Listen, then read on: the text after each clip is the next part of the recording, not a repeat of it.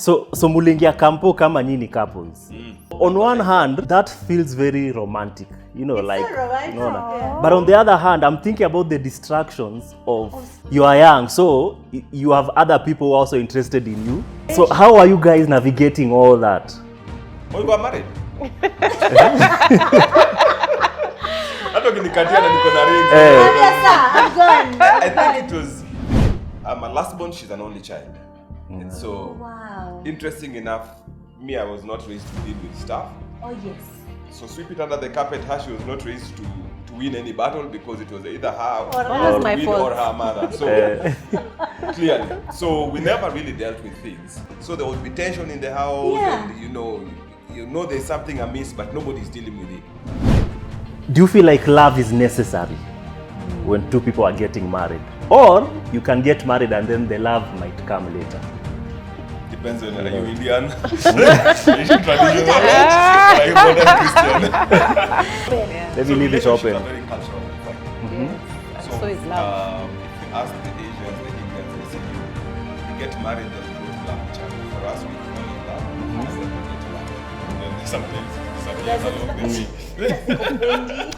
If somebody was outside there, they'd be wondering, what kind of a fight is this? There's two people crying, and there's nothing flying. There's no movement. They're just quietly seated, but they are crying. They are crying. And we literally went through one of the most intense moments of conversation about what is the problem?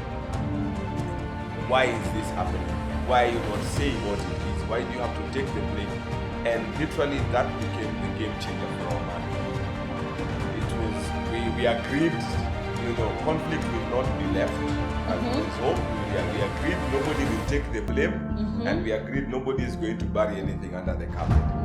And it just changed how our communication. Yeah.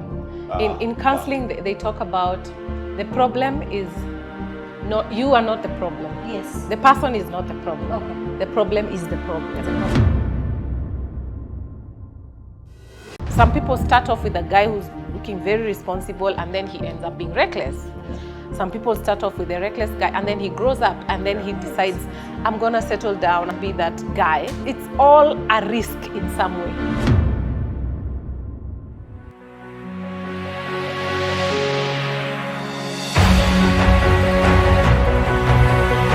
Welcome, ladies and gentlemen. Welcome, ladies and gentlemen. Soila, that was not the script. We're following each other. No, you're introducing the question. Oh, you didn't tell me that. I'm introducing the segment. You said you're introducing everything. So, Go on. okay, you'll introduce the next video. No, okay, so. All right. Welcome, ladies and The hands gentlemen. can be down. Soila, this is my. To speak with his hands. This is my Welcome, zone. ladies and gentlemen. This is Soila and Curtis. So before we go further, I'd like you to do the 4 magical things that we do in this channel. Like, comment, share, subscribe. As the conversation is going on, just be ready there on the comment section so that you know what you think, even as the conversation is ongoing. So our guests today, very special people.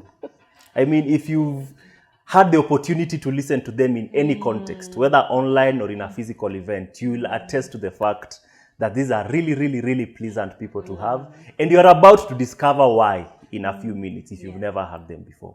So Soila, anything you have to say about them before? No. What are the energy? Let me tell you, my name is be prepared. Go get your water, go get your cup of tea, and be ready for the conversation that's about to take place here. Yeah. So I'd like to give you guys the opportunity to introduce yourself. I don't want to butcher it, so I just want you guys to introduce yourself, and then we'll pick up from there.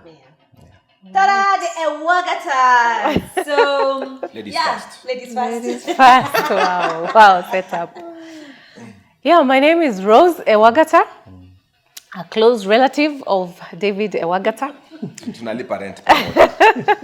The Reverend. I'm a wife, a mother of 3. Firstborn 18, secondborn 14, and the last born is 10. So 2 boys and 1 girl.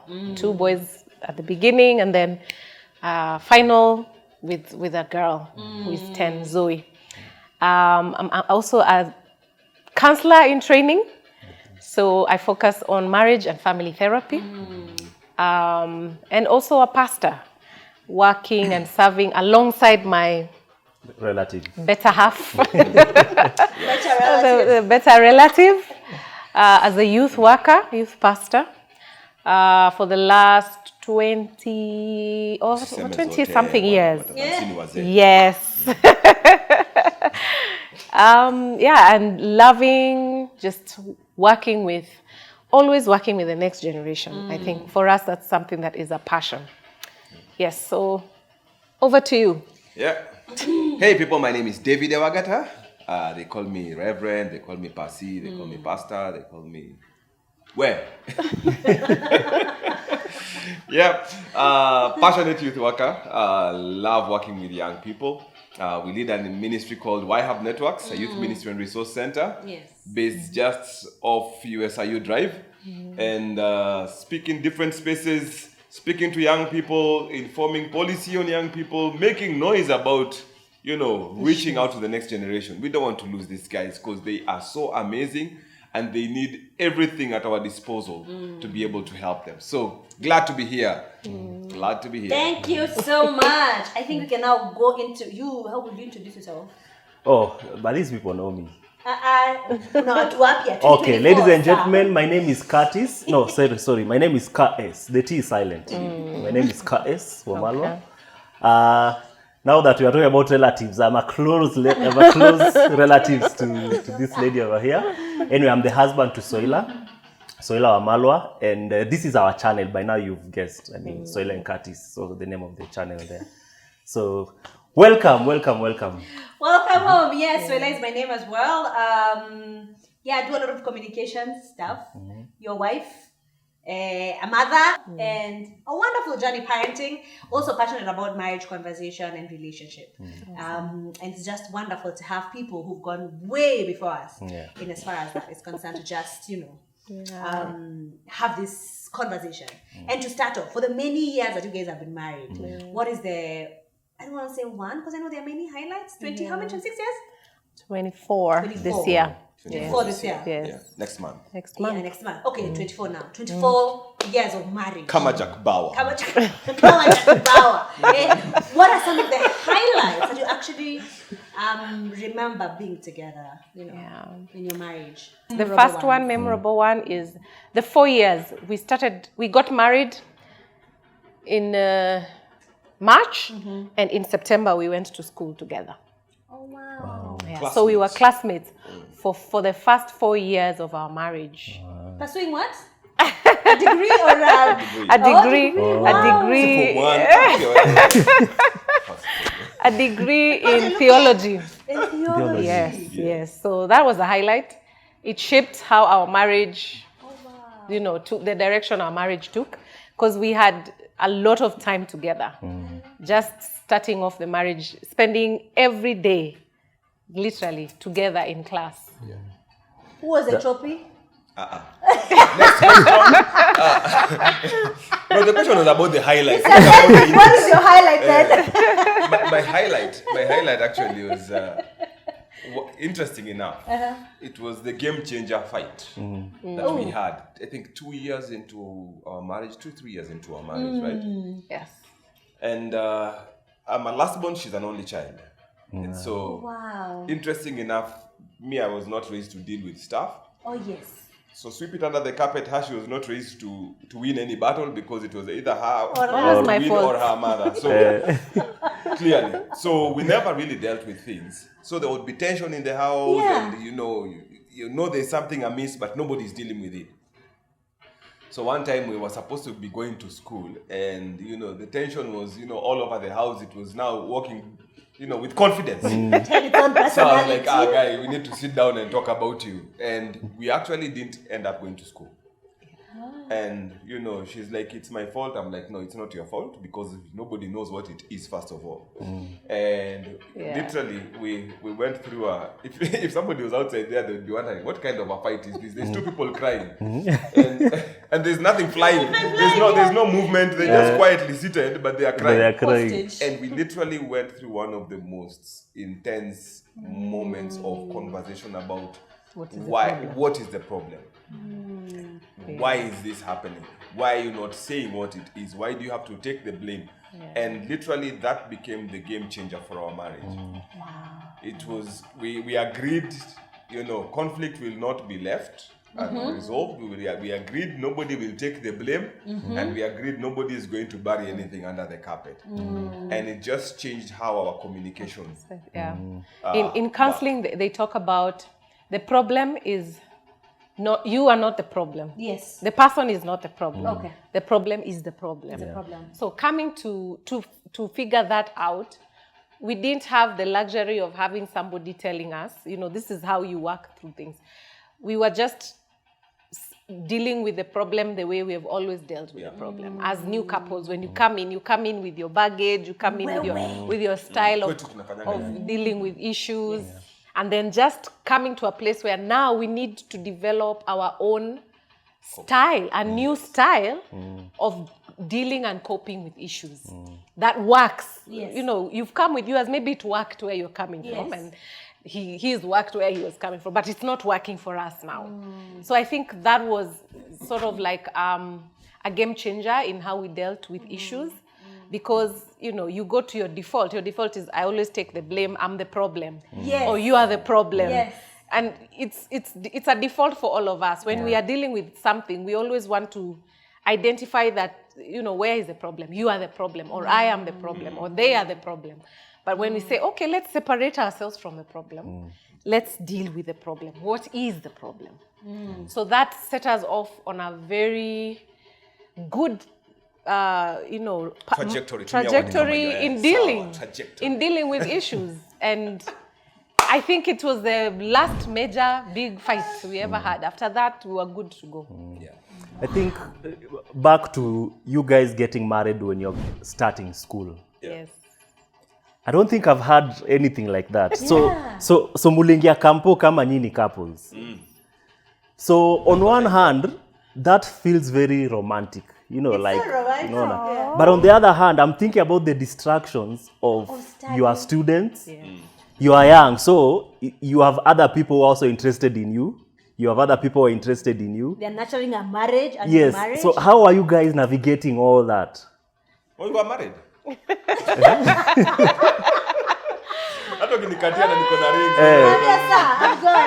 think it was quite interesting because she had wanted to go to Bible school, and I was the pastor.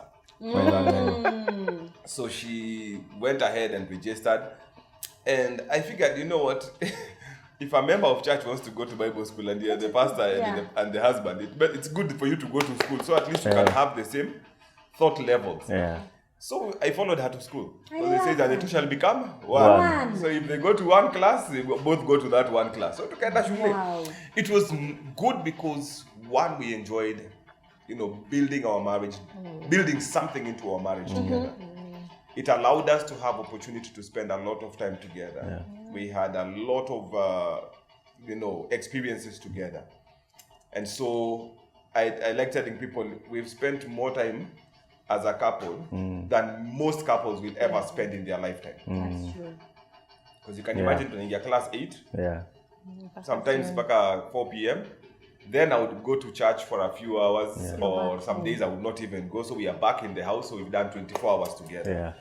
There are couples wale wanaonekana kama street light. Yes, after honeymoon, you're back. We're in the office, we meet in the house at 8 p.m. In the morning, 6 a.m. Both of us are up, prepare, God. It's actually very wow. So that really helped build into our marriage in terms of just friendship, in terms of understanding how to spend large swaths of time together without necessarily feeling crowded. Or I remember we went to a school and the girls were asking, "You don't get bored of each other?" Yes. So what story do you share? So you were together in the story. I'm like, that's the highlight of it. Just the opportunity to grow together.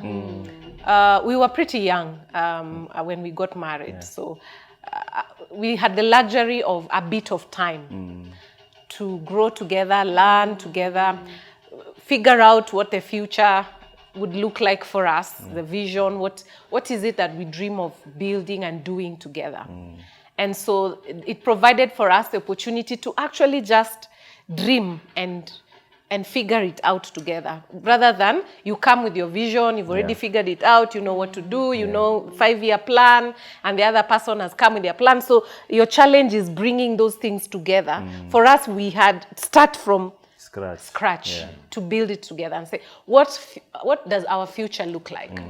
And, you know, ministry. Okay, so how do we get to that picture that we have envisioned?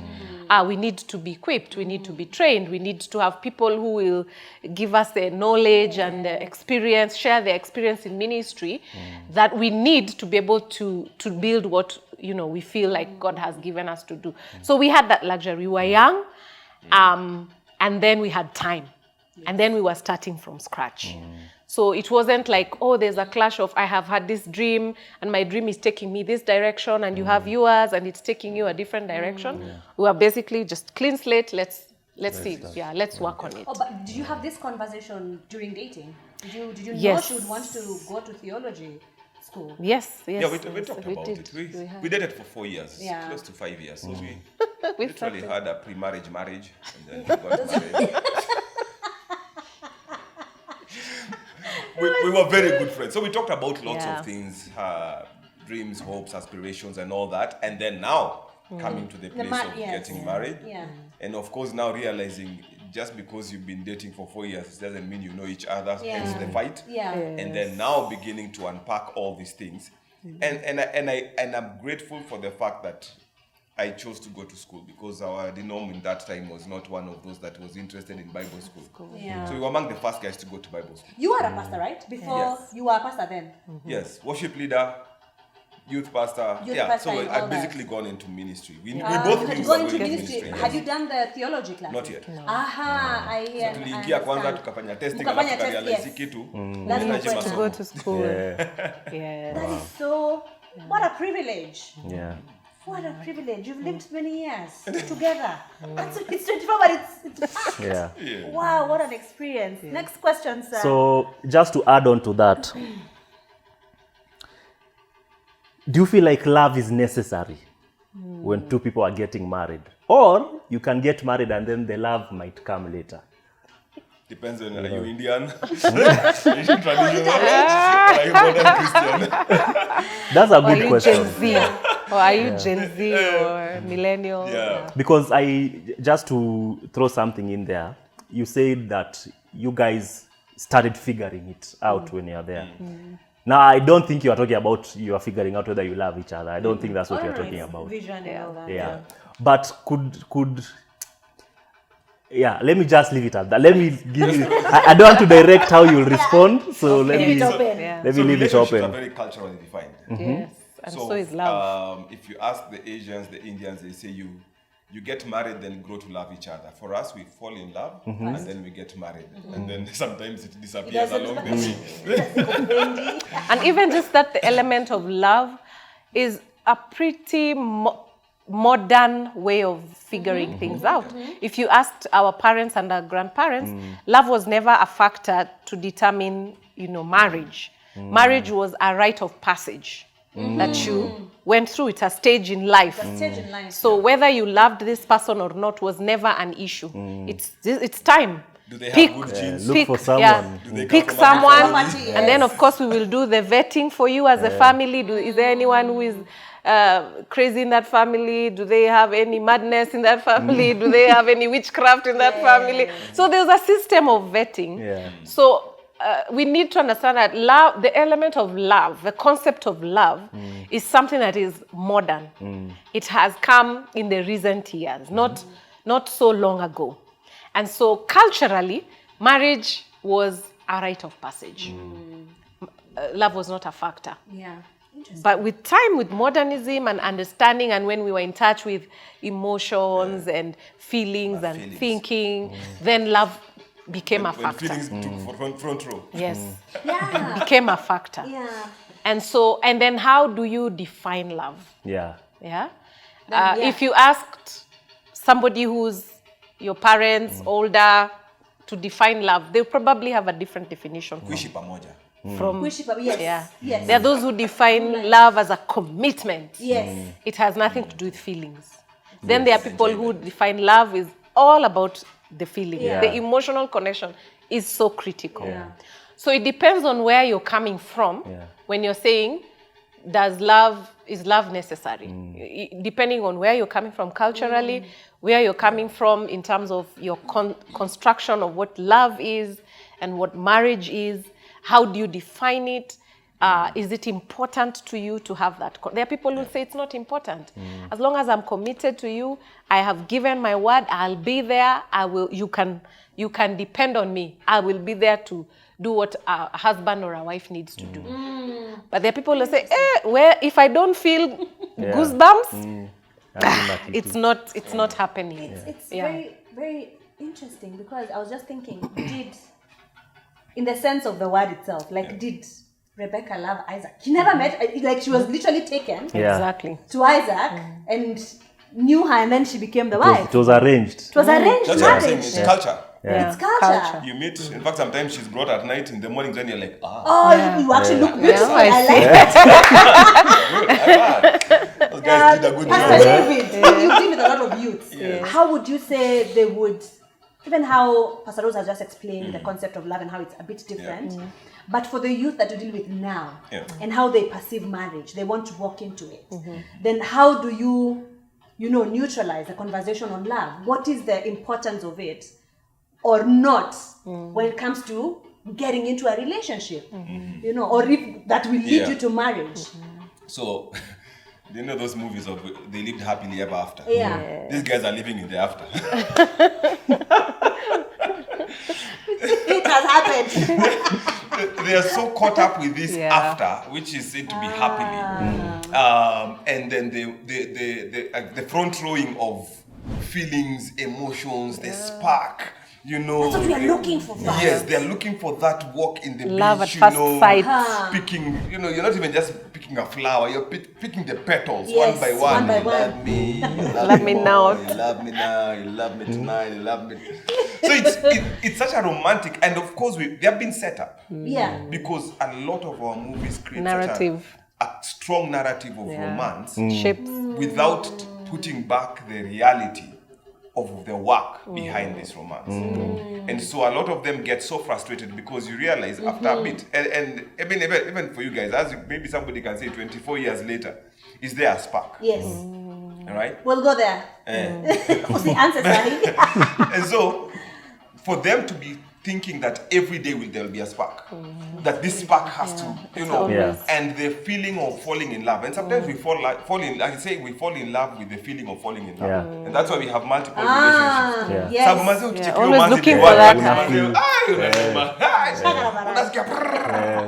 After a month, 2 months, unaweza kumwambia na wewe pia ukwe serious. Just like The spark, yeah. There's a And also, I think just having that reality conversation with young people about what is happening to you when you meet this person that you are attracted to. That attraction. How does it help for you to develop that relationship? I think having those conversations Or of even what's happening. making the decision Yes, to be in a making the relationship decision. because of that, The attraction. There's a dopamine that your body generates, and it gives that high that you are sort of looking for. But at the end of the day, there's more thoughts that you need to put, reason and logic that you need to put together with the dopamine high that you get from seeing this person and feeling attracted to them and feeling all nice about the person. That, you need to balance it with logic and reason and be able to see this person for who they are and be able to tell, is this person somebody that I can live with for the rest of my life? Is this somebody that I can depend on? Is this somebody that is reliable? Can be a father to my children? Yes. Is this a person that will be there? Should anything go wrong in my life? Should I fall sick? Should I, will they be there when I need them? Or is this just for now? Like, oh, you look amazing. When you start with the Coke figure, and then when I lose the figure, will he still find me worth living with? will he be able to figure it out? Yeah, will he, So let me throw a asking spanner. those important questions, even when you are going for that feeling of, man, this is a It's a wholesome approach. Yeah, to it's a making wholesome that approach. decision. Yes. Let me throw a spanner on that thought, especially for the lady. So you have two men here. One of them, you are feeling all those things. You are feeling all those things. Butterflies, nini. But hana hizo qualities. The guy is reckless. You know, he's not showing signs of being committed. Kabad boy. Kabad boy. hivi. And then hapo kona chali amekukufa mbaya. Like this guy is committed. But you're feeling nothing. Nothing. Yes. So how do you handle that? As in, would you be unfair to commit to this person whom you know you are not really feeling anything for, but you like the commitment and the seriousness is offer, but hati yako haiko hapo. And on the other hand, there's this bad boy who unajua tu mse atakumes. How do you, because I know it's one thing to ask yourself questions, but it's another thing to actually get the right Ask answers. those questions when the emotions are through the Yes, that's a different thing. Yes, a lot comes in with your value system. So what are your values? And how do they inform your decision on who to date or who to go out with or who to marry? So your value system informs that. If you're in for the fun and the wildness and the experience and the spontaneity and for all that, then it means this is something that you're willing to carry for the rest. So if one day he just wakes up and says, you know what, I'm off to Timbuktu for a hike, whatever, you'll be fine with it. You'll be like, you know what, I knew this. This is what I got. I live with it. So if you can be able to do that, and it's not easy. It's not necessarily an easy decision to make because you don't know how 10 years down the line will be like. Yeah. Some people start off with a guy who's looking very responsible, and then he ends up being reckless. Some people start off with a reckless guy, and then he grows up, and then he decides, I'm gonna settle down. I'm gonna be the father. I'm gonna be that guy. So it's all a risk in some way to whatever decision you take. But you need to be able to take an informed decision. This is you are very realistic about what you're getting yourself into. We can be spiritual also. Oh, the Lord will change him. He will be the one. And then, it's never changes. This is the reality you have to face up to. At some age, bad boy imetosha. You can't keep doing it. But as you grow older, you begin to realize this is fluff. And so that is where now sometimes when you start dating too early, when you start dating because it's fun. Because you're just like, me, I want a fun guy. I want a fun girl. I don't want, stuck his responsibility, stuck him to another kuniambia, oh, we need to plan for our, So wait, sometimes time will tell. So you don't have, just because you're feeling butterflies for somebody, doesn't mean you have to date today. Give it time. Give yourself time to grow and mature. Priorities change for a young person almost every other day, especially in the teenage ages. That's why I say, guys, mambo ya kudate ukubado 14, 15, 16, 19. Watch a pressure. Because at that time, you will choose out of your emotions, you will choose out of your present need. She's hot, she's got the figure, she's partying with every other guy, but she comes back to me. But at some point, you wake up. And then secondly, always pass through the community lens. Ask guys what they think about this. Talk to people being married. Talk to genuine people who will tell you, you see it. But many times when that spark is flying, you don't want to listen to yourself. You can't, even when your own conscience is telling you this is wrong. But if you can be able to come back and talk to people and just say, listen, from your experience, this guy, this is what is going on. Help me understand. And if I'm emotional, if I'm logical about it, tell me. Then make an informed decision. Because sometimes, because of the age where you are, your spark, you're living for the spark. But sparks die. They don't die out. They just morph. It's like working in a company. First day you're employed maze, Yeah. uko hapo 7:14. Yeah. Umeingia wewe unapanguza hata meza. Boss anakuja hata unamshamtengenezea chai. After some while unaweza kuuliza watu, what is the latest you can do? Without being given a warning letter. Yeah. And not because the job is bad, but because you've become comfortable with it. You've become Familiar. We're no longer pretending as much and trying to, and that does not mean you don't love what you do. No. You don't love the person you're with. It just means mmezoeana tu. Umekuwa sasa true to yourself. Hakuna siku ile sahi nikimcheki. Oh, usishtuki ile za. But the first day, so let me tell you, the first day, so this guy. Tulifunga, I was in charge of our worship team. Nilifunga meeting. Nikamwambia wase tuendeni break kidogo. We want to go and see what is this site that has landed in Italy. Nikakucheki bad. So fortunately the leader of their group also took a break. Tunaingia na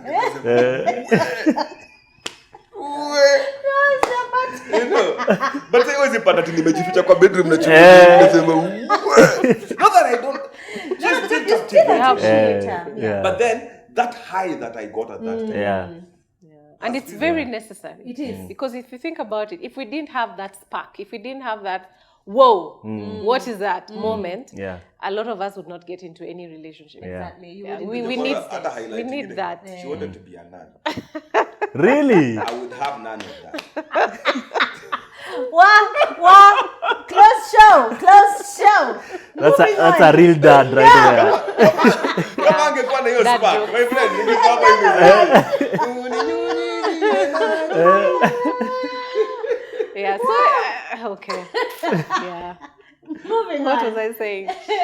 Yeah, it's necessary to have that. And I think it's God-given. It's a God-given gift. If you think about it, if we never had that, Attraction. we would never be motivated to go pursue forward. the relationship. We would just be like, oh wow, okay, that's nice. And then move on swiftly. Especially if we've had bad experiences in our past, our families and all that. Just Wow, wonderful. I think now going to the next question and coming back to the space of unveiling the marriage itself. 24 years down the line, do you think your expression of love to one another and the nature of love has changed over the years, or is it still the same? I remember when you mentioned when it comes to dating, young people tend to make instant decision on relationship based on their present needs. In marriage, needs do change. Does that mean the expression and the nature of love also changes? Kajura. I think marriage Evolves. You learn to balance out, those emotions. I mean, first 3 months of your dating life, these emotions imeisha. Yes. All right? And you begin to enjoy now the fact that I'm learning this person, I'm knowing this person, we're enjoying this journey together. You look back and you're like, I wouldn't do this with somebody else. All right? Because now you're building companionship. You're beginning to see her strengths and you're seeing her weaknesses and you're accepting her as she is. There's components of it that grow. The sexual expression. Kama kuna watoto fungeni masikio.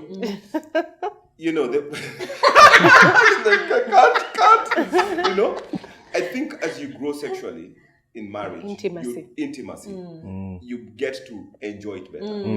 Right? So there are things, one night stand, hata ujui ulifanya nini, umetoka hapa hata, when we look at our first night and look at now, we're like, there's been growth. All right? Yes. When we look at our way of dealing with conflict, like I was saying, that time, then I look at it now, and I'm like, man, you're so mature. We're so mature. We have fights and we don't even know we had a fight. There's a friend who came to visit, and we had a disagreement about something. And we didn't agree at all. She said something, I said something, and we kept going, and life went on, and she's like, did you guys just have a fight? It was that.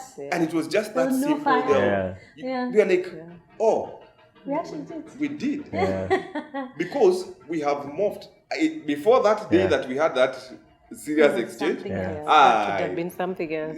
Tension would have been coming in again, but we've grown. So there are things that have morphed, stronger and better, and consistency in terms of just I know she's there. Yeah. And she knows I'm there.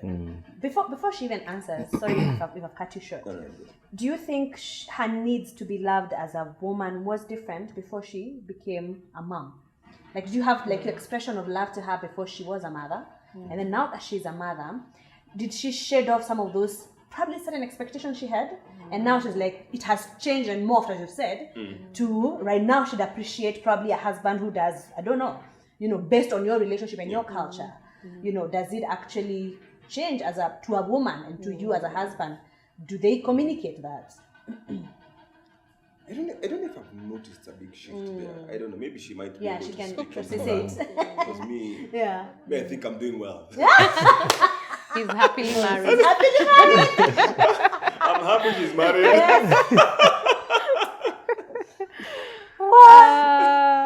As I said, marriage evolves and you also evolve. You change. You change with time. You change in your expression because now you are in a different space. So you start off as boyfriend, girlfriend, then we are newlyweds, and then maybe we are new parents. So we evolve with the responsibilities and the skills that are needed for that space. You are a parent to a newborn, then you're a parent to a toddler, then you're a parent to you're evolving. And the family cycle is that you're constantly transitioning to a different stage in life.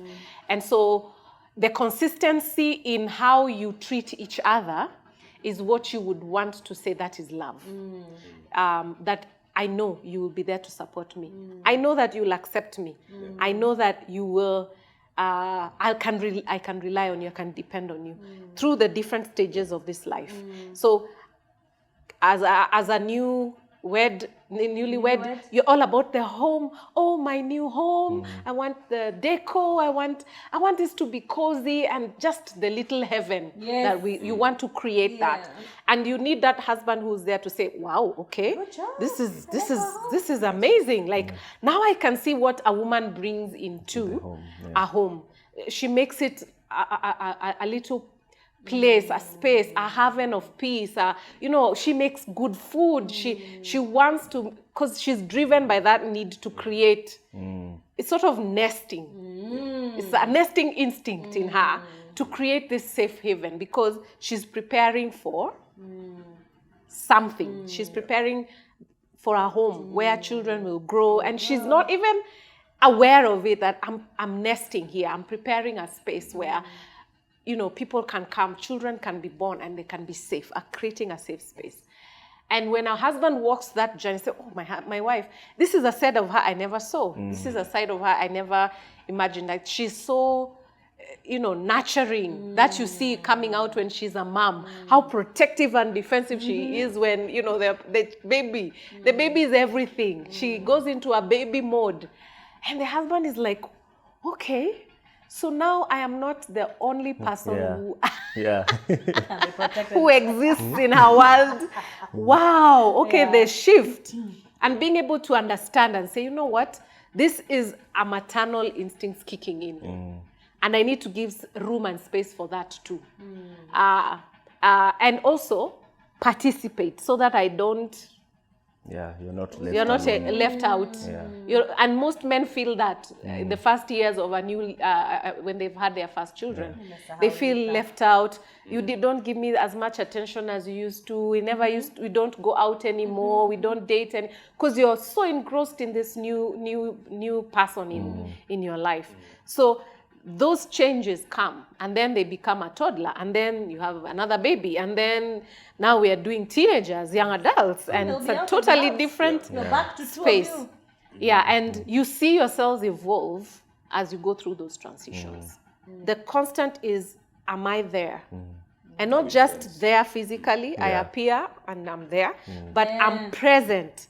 I'm there to give you my support. I'm there to applaud, to celebrate, to approve of the things you're doing, the contribution you're making, and to still pursue you. I think for women, that's a big thing, that you're still pursuing me, even as you see the different versions of me. And I'm still pursuing you as my husband, even with the different versions I'm seeing of you. I think a big thing for us, again, is consistency. And when you start relating, I think the spark is very big. When you get in the middle there, you know, the attention is very big. But then you reach a place where you're like, you know what? Are we consistent in our character? Are we consistent in our protection of each other, in our provision for each other? And with the vows we gave each other. With the vows we gave each other. Now, sometimes we look at how far we've come, and you know, we sit and we are like, "Ay man, the struggle continues." and then you look around and see what's going on with other people's lives, and you're like, "Wow, I'm way out of the fire. God has worked for us." All right. Yes. We were talking about some of the highlights, and you know, by God's grace, we've been able to visit Niagara Falls and Victoria Falls, the two largest falls in the world. And I was like, man, that's a highlight considering how much we earn in ministry. I like that. You know? Yes. And we're like, sometimes we sit here like, so what do we have? How do we quantify what we've done over the years? Yeah. And you almost feel like, man, we should have been, you know, I should have continued with my graphic design. I'd probably be owning one of the apartments in Kine. I would say yes. But then I went into ministry. Yeah. You know? And you feel like you don't have much until you look at your relationship. Yes. And then you're like, okay, like you don't know what you have. I know who I've married. I know what she stands for. Yes. I know even if I go for how long. And not that we go for long, but I know that she will be there. And that consistency is far much more than anything this world can offer. A lot of people will say, oh, the spark, the excitement. But let me tell you, at the end of the day, if there's no consistency, that spark can turn into a fire. That's true. Oh, yeah? Yeah. Yeah, I love that. I love that. You have actually preempted a question, but it will come a bit later. So I think what I have for you now is one word, each of you, before I ask the question. One word that defines love for you. Consistency. Yeah. Consistency. Yes. Yeah. So have you guys ever had an issue, based on your definition, have you ever had an issue that love could not solve? Something else did, but not love, according to your definition. Yeah, our landlord does not. Oh, wow. Did you see that coming? Atai kusikia juu ya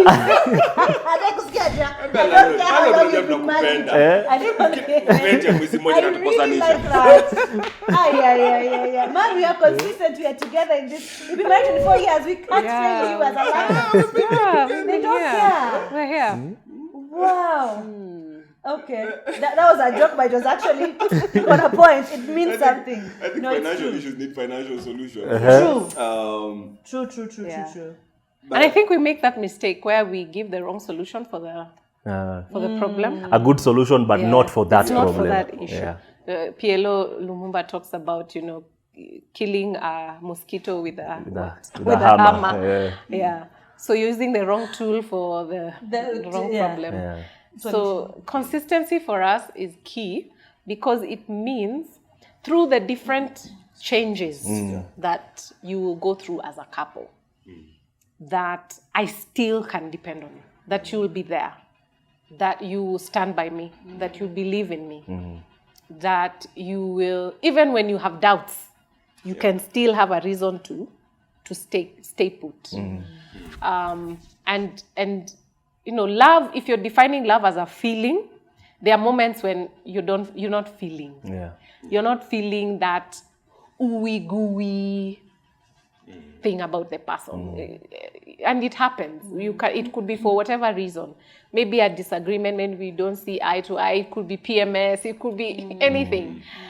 But the outside of those feelings, you know that this person is there for you. Yeah. And you can count on them. Even when you don't think you're good enough, you deserve it. Yeah. What are some of the telltales that you are falling out of love, and what should one do? Or falling out of love in quotes, Yeah. So that plus I can also say out of, like, based even for how the Ewagatas have gone ahead, in case another couple actually defines it as consistency. Yes. You know, and that is love for their marriage. Like, consistency for us is what keeps us in check here. What are some of the telltales that actually can see we actually falling out of this aspect of what you have defined as love for us, and what do you do about that? I think one of the big telltale signs is when everything you do is not good enough. Anything, it doesn't matter. Ukinunua gari, ungenunua lori. Ukinunua lori, ungenunua meli. It's not good enough. Is a statement coming from your spouse, or just Yes, from from you your yourself? spouse. From your spouse. Okay. From your spouse. Wow. All the good intentions don't Don't Told count. no water Nothing anymore. count. that means there's a problem bigger than whatever else you're trying to do.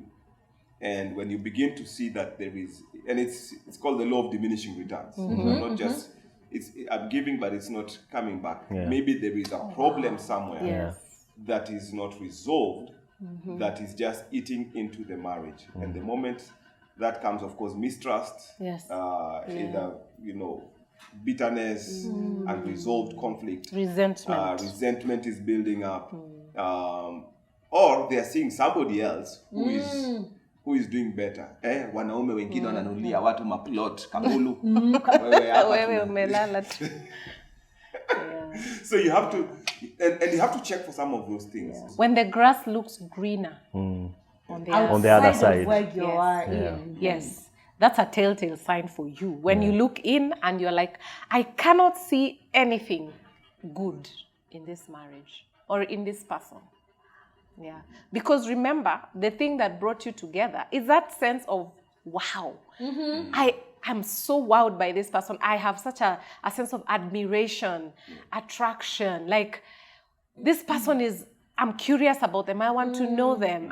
But when you feel like, blah, Wow, and danger. that looks better than what this I one. have. Yes, that's a telltale sign. For somebody who wants to still fight for their marriage, and they're like, you know what, my foot is outside and I want to take the other foot outside completely. What should they do if they want to really still fight for this? Is the first step having the conversation? And what's a safe way of having this conversation? Mwingine asisikia, you know what, you want to go to that house, go. It's greener there, toka enda. Yeah, and conversations, how we do conversations really are a tell sign also of where we are at as individuals in the marriage and as a couple. So if you're always starting with very harsh ways of dealing with anything, you're always starting from that, it escalates so fast. It can be about a cup on the table and it ends up being about World War III. And it was just a cup. It triggered something. Then we need to maybe change our approach to how we raise issues. Sometimes it's because you raise it with such criticism, you are very offensive, very attack, that this person feels they need to defend themselves. Of course. Yeah, they need to put up guards. They need to, no. So changing the way you bring up issues to expressing your needs. Sometimes it's the need. It's driven by a need. If you think about it, a need that is not being met. Yes, a need that is not being met results in you looking on the other side because it's not being met here. Then maybe it can be met out somewhere there. else. Yeah. So finding ways to express what you need at that point. You said different stages. Sometimes needs change, and when you're a new mom, you need a husband who will stay maybe awake with you at night. Because you feel you really are supportive. I love that. When you see them changing the diaper, and you feel like, I love this guy. Until There's a new admiration. The baby in the dustbin and carry the diaper to be breastfed. We know it's not your territory, but you are It's showing up. not good for man to be alone. You're being consistent. You're showing up. By the way, he almost did that. Really?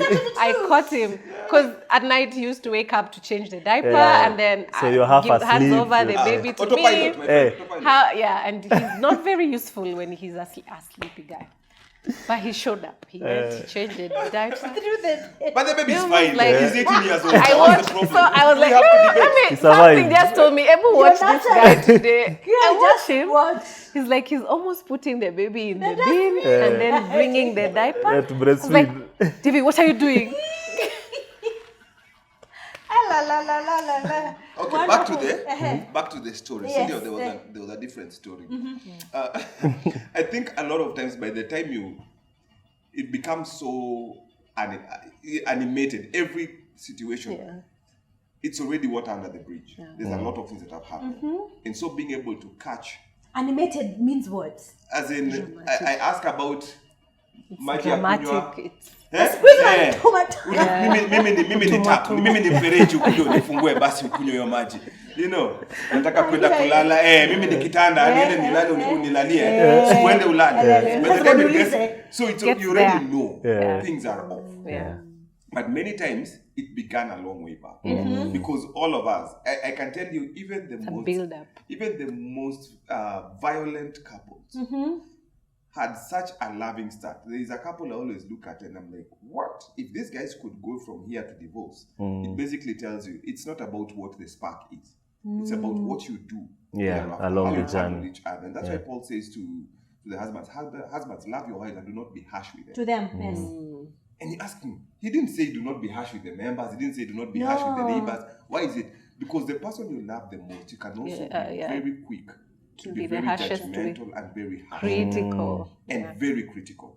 And so if you're not keeping that tab on at the top of your mind, you begin to be very aggressive because you know that your anger is safe. She's not your boss. Your boss will fire you. Yeah. All right? Oh, yes. Yeah. But your neighbor will puncture all your tires. Yeah. You know? Yes. But your There's wife, repercussions for that. yeah, your wife will be like, she's a soft punching bag. And so the moment you realize the reactions are becoming worse, the best thing is step back, have that sit down, have that recollection of moments and discuss where are we going wrong? Are we not resolving? Are we ignoring? Are we involving people too early or too late? Are we doing things the wrong way? And have that candid conversation. Then you can come back and say, okay, do we need to engage somebody? She's a marriage and family therapist. Yes. Do I need to engage a marriage and family therapist to be able to talk us through this? Sometimes you find there are blockages because she's been so angry for so long. She's like, we are talking about this, but I'm not going to.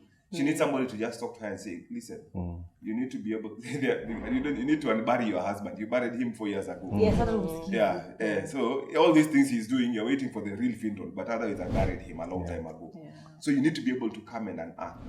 You need to come and deal with what happened in the past that would probably make you so angry and unforgiving, because maybe you saw your mom forgive your dad for things that you are like, this is a no-no. And you're like, I'm not walking that path.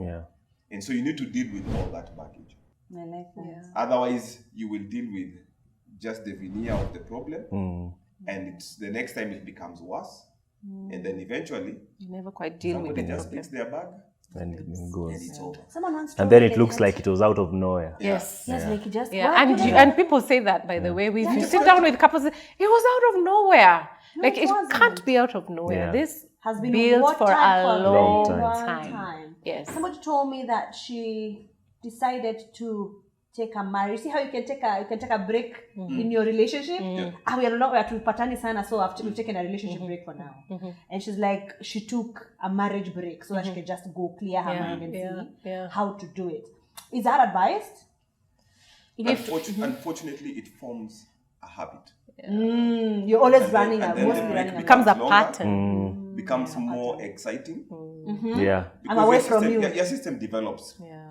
Unfortunately, our human psyche is such that anything can become a habit. Also, depending where she's coming from, I'd be curious to know where she draws that conclusion and taking a break is a way of dealing. It's a coping. It could be maybe something that she's seen before, maybe in her. Yes.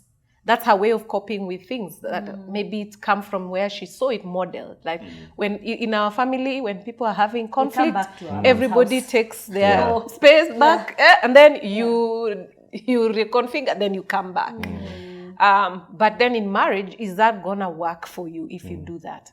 So being able to interrogate, where is this coming from, and how does that work for you in your marriage? Because if you set a pattern of leaving and coming back, it might not be healthy for the relationship. And then if it is also, it can be helpful where it's very intense to a point of physical violence and all that. That one is actually advice. Like you need to just take a break and figure out ways to handle yourselves and then come back with a different take. But even that needs to be it needs to be sort of supervised. It's very delicate. Yeah, It has to be supervised. you can't just be on No, your you don't own do doing that. taking off. Yeah. There has to be somebody who's sort of walking with you Yes. through that process, I like that. so that you don't go off for a month or 2 and 3, No and then calls, no again fuss. you take off again. It forms a pattern that is not healthy for a marriage. So let's say if it's something that you've had a conversation, let's say with a therapist, a counselor, a pastor, and they're like, I think for you at this point, it would be good for you to take a break. But that's And then way too long. How long? Yeah. Yeah, but usually by that time, The it's damage like, is... The buried has Yeah. been buried, the Yeah. skeleton, like Yes. there's nothing Yes. going through in Yes. as far as trying to resolve Yeah. some of the things that you guys but are for doing. some people, unique cases where that has helped them, the relationship, It's very for taking a unique break. cases, Yeah. So what you're encouraged to do is find, when you are in intense moments like those ones where you feel like, you know what, I don't even want to be in the same space with you, is finding ways that help you just bring down, have those moments, whether it's taking a walk, whether it's going for a movie, whether it's reading a book, finding ways where you decompress as a couple whenever there is, taking a break and say, hold up, let's hold up here. Can we not continue with this conversation now, because it's getting to a place where it's not healthy and it's not good for anyone of us. So taking a break means finding ways to, the counselors call it, to soothe. So whether it is watching a movie or going for sports or jogging or something, and then re-engage later when you are calm. Sober enough. And just, you have had time to process, what is the problem? Why are we fighting? What is it over? And then, rather than be on the defensive, say, how can I, what do you need from me? Yeah. You're able to listen to the other person and say, what do you need? How have you experienced me in this marriage? Exactly. Yeah, I've experienced a harsh husband. I've experienced a critical husband. You've not been emotionally available. You've been, and being able to just sit and listen. hear, and hear the other person bring out what their issue is, without being defensive, without trying to justify or explain or anything. And then the other person also hears the other person say, what do you need? What is it that you've been missing? How have you experienced me as your wife? Oh, you've been this is what I feel, this is what you've done, okay. How do we now move from here? How can we be better for each other? How can we change how you experience me? And how can I change how you experience, so that is the direction that you want to take when you find yourself as a married couple in a space where now no one is hearing any other person. It's so intense. It's so overwhelming. The emotions are high. We are punching walls and throwing plates. Then you call a timeout. So, wow, a lot of wisdom, guys. I hope this is free counseling session tunawaletea hapa. Mnafaa tuweke pay bill hapo watu. Yeah, so in closing, what are some of the, and both of you have to respond to this. Hakuna kuongea on behalf. Yeah, what is the silliest thing you guys have done in the name of love? Like when you are doing it, in your mind, you are like, hey, this is the most romantic thing I can do for this person. And then later on you think about it and you're like, what the heck was going on, Si watu tumeokoka hatufanyangi. You can remember yours. What? Every tell us yours first. I know. Mine. I have, but it's not with you. Oh, with somebody else. I remember back when I was in class 6. That's when I started discovering that I feel things for girls. So there was this girl I was madly in love. At that time, I believed I was in love. So nikasema, I'm going to buy her a gift. So we used to stay in Buru those days.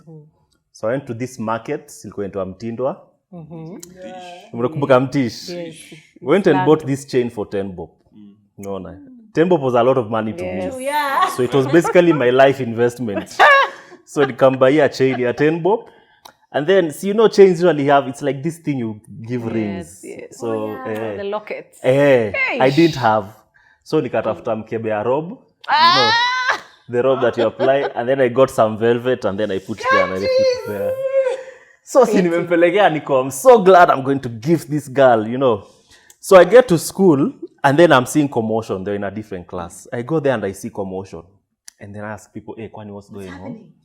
So so this girl, now the girl I was giving the gift to, hey, this girl has slapped some guy. I'm like, why? That guy was giving her a gift. And this chick was like, I don't need your gift. I have my dad to buy for me. Nikasema mimi nijipate. Disappear with your robe. So I went home. I told my mom, Mom, I've been thinking about you. Mom. Of course, she's never worn it. I don't even think she knows. Ilipotea kabisa. Mom. So for me, that was, at that time, I thought I was acting out of love. Now I realize I was just attracted to this girl. I was trying to be romantic, Oh my God. I can't remember. Yeah, I think this is a funny one, but anyway, it still works with me to this day. I met this girl in class 8, and I so liked her that I changed my handwriting to look like her. What? Yes. So I still write like her. What? Does she know? I don't even know. I've never seen her since. Oh, that's actually To shout out. Ujue tu anaweza kuwa wife wa mtu saizi. She just needs to know she changed her life. She was a coastal girl. You change someone's writing. I'm telling you. Writing. Somebody contributed to the handwriting. I can't remember any silly thing. I'm not that silly person. I don't remember much. Yeah. I think the men have represented us. You have represented us. Thank you so much. Ewagatas. That was So guys, I hope you've enjoyed this session. like we have. I've definitely have enjoyed it. I think as I'm editing this video, I'll just have a good time listening to this conversation all over again. Oh, parting shot. Yeah, love is for big people. Wow. What did you mean by that? Next, don't you invite you again? Part 2 coming Part soon. 2 coming up. Love is for that's big how it people. works. Love it. Wow. Marriage is enjoyable. It can be enjoyable. And it is a fulfilling journey to take. It's just that sometimes we envision it differently. But God, being the author of marriage, actually purposed that it should be enjoyable. Despite and in spite of ourselves. Because the two people who come into that marriage are sometimes, most of the times, we have many issues. But making it a point of reference to think, this is meant to be enjoyable and fulfilling. And so whenever you find yourself feeling disillusioned, always go back to God, the author of marriage, and say, God, your purpose for marriage must be fulfilled in this one of ours, to please help us to enjoy this marriage. Wow, thank you so much, Ewagatas, for being here. Thank you for participating by watching this video. Don't forget to love. I don't even like, man. Not for me. They should love, Yes. Love the video, share it, comment, and what else? Subscribe. Subscribe. That's the last one. There's a fourth thing I'm forgetting. And subscribe. Before we go, we have something beautiful from Soila and Ewagatas to your house. Thank Really you. very delicate petals. Yes. Just show how delicate marriage is and how you is. just carry it so well. So true. May it bring joy when as you clean the Man, house. yeah. Thank you. Thank you so much for honoring us. Thank you. Guys, cheers. Bye-bye. Bye.